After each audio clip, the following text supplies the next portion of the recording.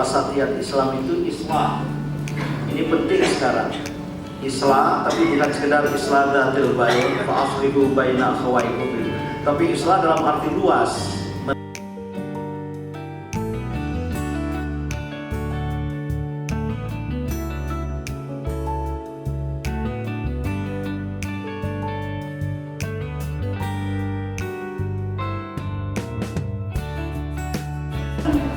Ulama dari seluruh dunia yang dalam kesempatan itu wasatiyah Islam bukan saja diperkenalkan, tetapi juga diupayakan untuk menjadi concern bersama di antara ulama dan cendekiawan dari negara-negara Islam dan dari komunitas Islam di negara-negara yang bukan Muslim. Warahmatullahi wabarakatuh.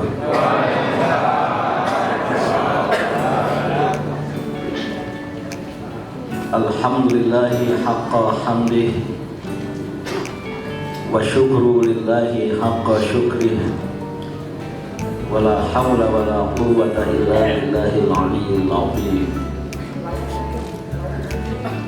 Para anggota pimpinan pusat Muhammadiyah yang hadir, yang saya hormati, antara pemurnian dan pembaruan, at-tajrid fil aqidah wal ibadatil mahdhah, itu tidak ada kompromi di situ.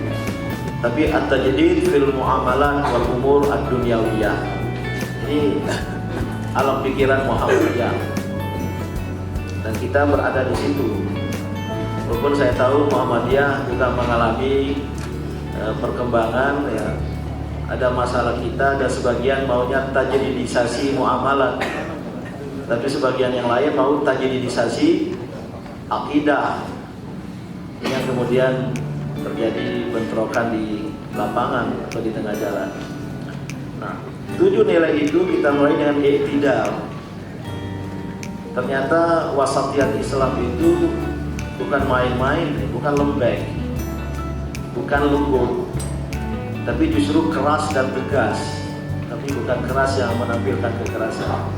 Karena i'tidal, bagaimana rukun sholat setelah ruku, i'tidal itu yang kita rumuskan dalam sebuah kalimat pendek: berdiri tegak pada jalan lurus, yaitu jalan kebenaran, menegakkan keadilan secara bertanggung jawab. Itu rumusan pendeknya i'tidal itu. Jadi berdiri tegak, firm pada jalan lurus, jalan kebenaran. Kalau sudah menyangkut kebenaran agama, itu bukan wilayah diskusi apalagi kompromi. Itulah jalan lurus, itulah jalan kebenaran, dan menegakkan i'tidal, menegakkan keadilan. Karena kata i'tidal juga berasal dari akar kata adil itu. Dan tentu pengertiannya luas sekali, saya tidak masuk ke penjelasan panjangnya itu. Bahkan kalau kita merujuk ke Al-Quran, ada ayat untuk menegakkan keadilan, qawwamina bil qist syuhada lillah, apa? Lau ala anfusikum wa apa? Wal walidin wal walidain wal aqrabin. Kalau sudah menegakkan keadilan, termasuk terhadap diri sendiri. Kalau salah harus merasakan diri salah. Jangan kemudian kita membungkus diri dari kesalahan dengan memberikan justifikasi itu sudah merupakan ketidakadilan terhadap diri sendiri. Banyak dari kita, termasuk pemimpin, kalau salah itu tidak mau merasa salah, apalagi jika cenderung membenarkan yang salah dan menyalahkan yang benar. Termasuk atas kedua orang tuamu dan orang-orang terdekat. Ini kalau betul-betul keadilan kita tegakkan, itu nggak ada maaf, nggak ada nepotisme, tidak ada mungkin sungkan dan pakai dalam menegakkan keadilan, termasuk terhadap orang-orang terdekat. Berlaku adil seperti ini. Ini adalah refleksi dari sikap i'tidal tadi. Saya kira banyak sekali ayat-ayat Al-Quran tentang itu. Menegakkan keseimbangan baik secara besarannya antara kehidupan duniawi dan ukhrawi, termasuk juga dalam berbagai aspek kehidupan. Saya tidak perlu menjelaskan lebih lanjut. Yang ketiga ini tasamu toleransi terhadap perbedaan, bersikap lapang dada dan bertenggang rasa terhadap perbedaan. Memang tasamu dalam banyak ayat Quran al-Hadis itu dikaitkan dengan toleransi terhadap perbedaan. Terhadap perbedaan yang ada dan niscaya kita berlapang dada. Kita tidak datang dengan sikap yang absolut, memutlakkan pemahaman sendiri, dan apalagi menyalahkan orang lain, dan apalagi secara ekstrim mengkafirkan orang lain, sebagaimana perilaku takfiri yang ada di kalangan umat Islam dewasa ini, yang sangat jauh dari nilai tasamu sebagai salah satu nilai penting dari wasatiyah Islam. Main pokoknya inilah kebenaran, makan agama. Tapi tetap kita berpegang teguh pada keyakinan masing-masing, namun bersedia untuk hidup berdampingan secara damai, khususnya dalam konteks bermasyarakat, berbangsa dan bernegara. Terhadap sesama muslim terdapat perbedaan yang sangat mungkin juga terjadi, dan memang demikian adanya, ya kita usahakan untuk bertenggang rasa. Saya kira hadis yang saya sering angkat terakhir ini, apa itu? Saya kalau nanya hadis kan selalu WA Pak Agung itu, ahli hadis. Inna ahabbaddin ilallah, ada juga inna khairuddin indallah al-hanifiyatu samha. Sebaik-baiknya keberagaman di sisi Allah itu adalah kehanifan yang berlapang dada, al-hanifiyah. Dan ini watak Islam yang kita warisi dari Ibrahim alaihissalam, yang dinyatakan oleh Allah dan menyatakan diri sebagai hanifan musliman, seorang muslim yang hanif, seorang yang hanif yang muslim. Kehanifan berpegang teguh pada kebenaran, tidak berbelok-belok ke kanan ke kiri kalau sudah menyangkut kebenaran. Maka kita harus menjadi minal hunafa. Kan ada juga kan, wa ma umiru illa liya'budullah mukhlishina lahu-d-din hunafa. Tetap menjadi muslim yang hanif, muslimun yang hunafa. Tetapi yang as-samha, kata Rasulullah SAW, yang terbuka terhadap perbedaan di antara kita. Dan perbedaan di antara kita kan hanya dalam bidang furu'iyat yang bisa didiskusikan.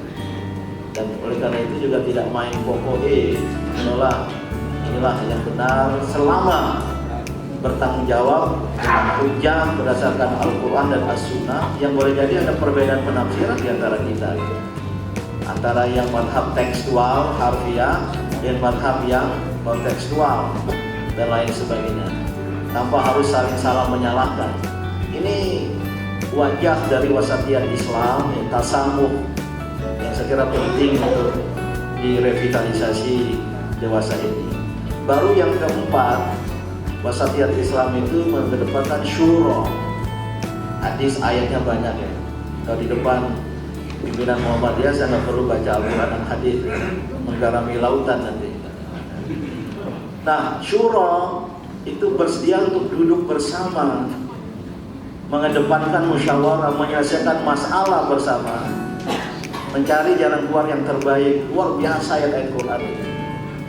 Kemarin Mas Mukti, banyak ulama jaringan muslim dari luar negeri itu memuji salah satu wajah dari umat Islam Indonesia dari luar, bisa duduk bersama menyelesaikan masalah, sehingga tidak ada masalah tidak bisa selesai. Ditampilkan oleh tokoh-tokoh Islam.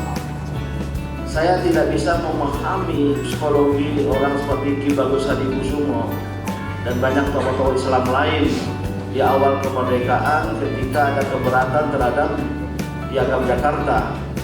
Tapi selalu ada jalan keluar. Dan ketika cari jalan keluar, dan Tuhan yang Maha Esa lebih kuat dari sekedar 7 kata itu. Dengan kewajiban menjalankan syariat Islam bagi pemeluknya, itu hanya syariat, dan itu hanya pada al-ahkam, al-akhwal, as-syakhsiyah, nikah, talak, rujuk, waris.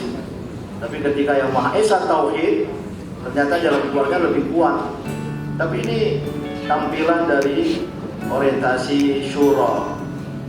Maka saya ditanya oleh wartawan, di era digital dewasa ini luar biasa ya, perang di internet, perang di ya cyber media, terutama pada tahun politik, antara kelompok A, kelompok B, dan masing-masing punya punya lakopnya ya. Satu kelompok melabeli kelompok lain dengan istilah-istilah pejoratif ya.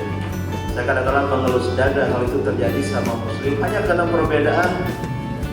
perbedaan aspirasi politik, kepentingan politik, khususnya calon, dan kita terjebak ke dalam satu pro kontra yang sangat-sangat dalam, luar biasa ya.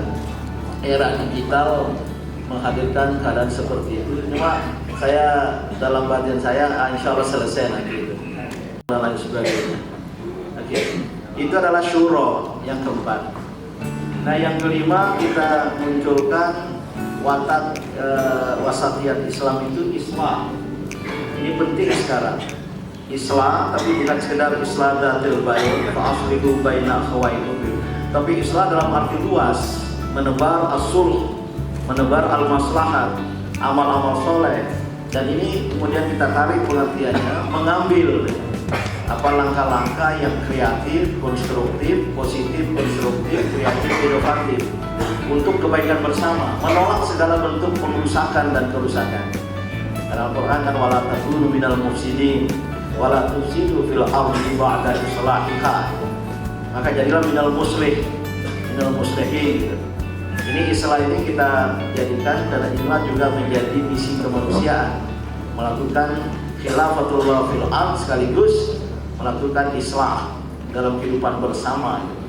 Saya kira Muhammadiyah yang menebar kebajikan sosial, pelayanan, pendidikan, kesehatan sosial itu adalah sebenarnya islah. Bisa kita baca dengan cara lain. Kepedulian sosial terhadap yatim piatu, fakir miskin itu adalah orientasi Islam yang dilakukan oleh Muhammadiyah untuk kebaikan bersama. Qudwah mungkin tidak ada dalam kitab-kitab tafsir, buku-buku ulama, tapi kemarin para ulama pendidikan Muslim yang berkumpul di Bogor sepakat qudwah dalam arti mengambil kepeloporan, menjadi teladan. Qudwah seperti uswah, uswatun hasanah dalam hal-hal yang baik, konstruktif. Maka kalau Muhammadiyah mempelopori pendidikan dulu di tengah kemunduran umat seperti itu qudwah betul, sangat qudwatiyah. Kemudian menjadi role model. Bahwa kemudian tidak jadi role model itu persoalan lain. Termasuk dalam mengatasi berbagai bentuk kerusakan dalam kehidupan masyarakat dan bangsa.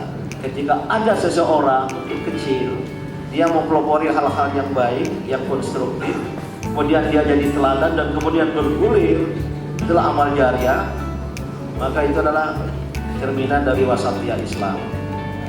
Yang ketujuh dan terakhir kemarin disepakati, ini juga termasuk baru yaitu muwaqonah, waqadiyah wal muwaqonah, tapi kita ambil muwaqonah saja.